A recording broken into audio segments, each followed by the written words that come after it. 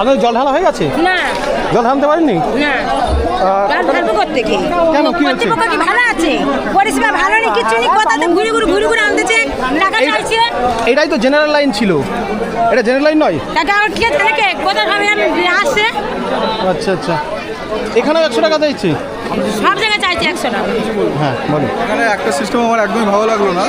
আমি নিজে দেখলাম একজন বয়স্ক মহিলাকে পুলিশ ডাইরেক্ট ঠেলে ফেলে দিল, ওই পুকুরের কানে পড়েও গেলেন উনি, ওনাকে তুললেনও না। এই সিস্টেমটা আমার ভালো লাগেনি। পুলিশ কিসের জন্য? পুলিশ মানুষের নিরাপত্তার জন্য নাকি পুলিশ মানুষের এই অসুবিধার জন্যই?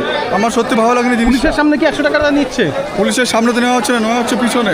ওখানে তো 100 টাকা, এখানে শুনলাম নাকি আবার নাকি এখানে ওরা বলছে টিকিট কেটেছেন, টিকিট দেখান। টিকিট না টাকা তো আমি বুঝতে পারলাম না বিষয়টা। টিকিটটা কত করে নিচ্ছে? 100 টাকা করে নিচ্ছে, 500 টাকা।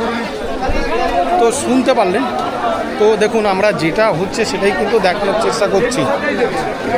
তো প্রচুর মানুষ এখানে জেনারেল লাইন বলে কিন্তু লাইন দিতে গেছিল, কিন্তু সবাই ফিরে আসবে, সবাই দেখছি সবাই ফিরে আসছে।